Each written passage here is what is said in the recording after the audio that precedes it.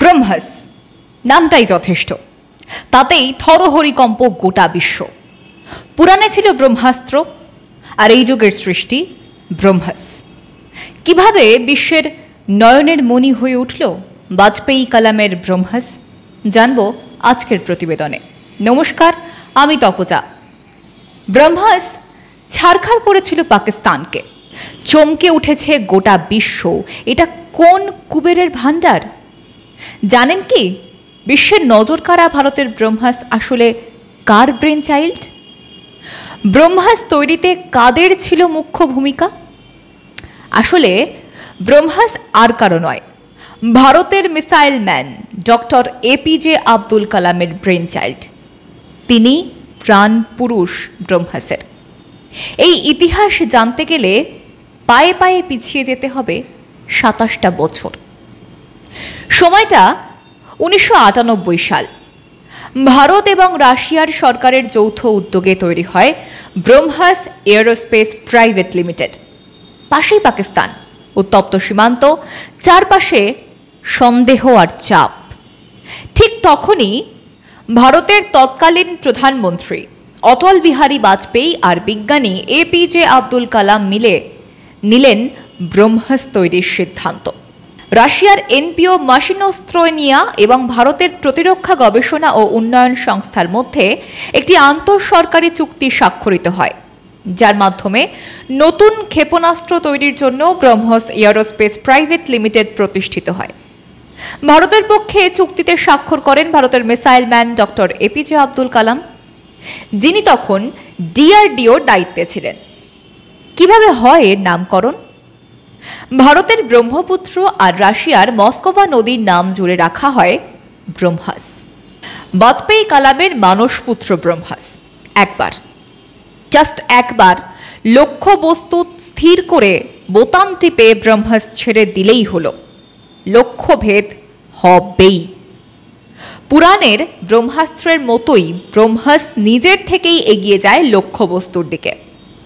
ব্রহ্মাসের গতিপথ চালনা করে লিকুইড প্রোপাল্যান্ট বা তরল জ্বালানি। সেই কারণেই এর গতিবেগ শব্দের চেয়ে ৩ গুণ বেশি হতে পারে। ২০০১-এর ১২ই জুন ওড়িশার চাঁদিপুর থেকে প্রথম পরীক্ষামূলক সফল উৎক্ষেপণ করা হয় ব্রহ্মাসের। তারপর ২.৫ দশকে সেই ব্রহ্মাসের তেজ আর নিশানা আরও বেড়েছে, আরও নিখুঁত হয়েছে। তারপর আর ফিরে তাকাতে হয়নি। ২০০১ পেরিয়ে ২০২৫, অপারেশন সিঁদুর।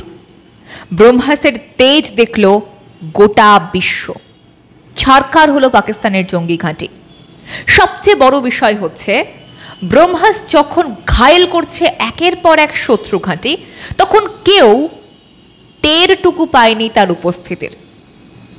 ব্রহ্মাসের এই সাফল্য, এই জয় একদিনের বিষয় নয়। ব্রহ্মাসের ভাবনা শুরু হয়েছিল ১৯৮৩ সালে। সে বছর শুরু হয় ভারতের উচ্চাকাঙ্ক্ষী integrated guided missile development programme.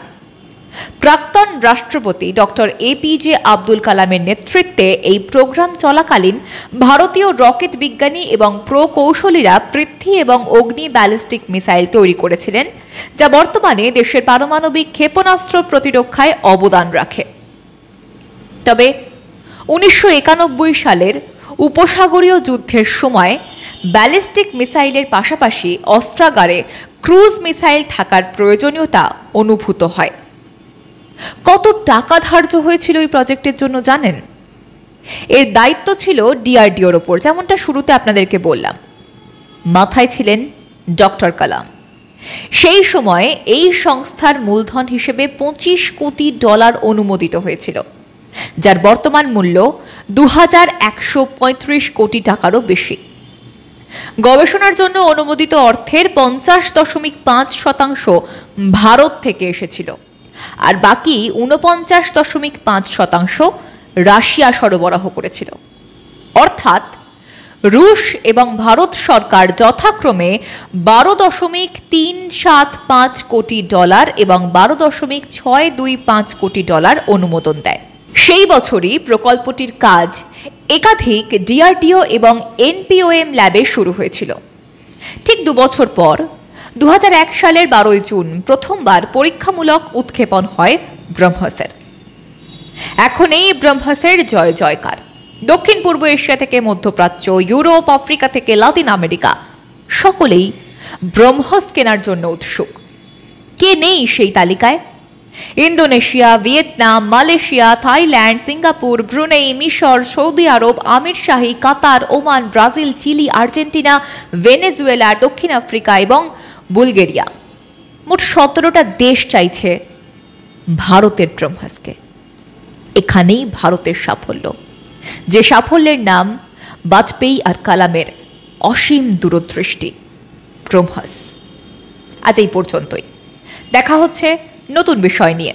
সঙ্গে থাকুন, দেখতে থাকুন মাধ্যম।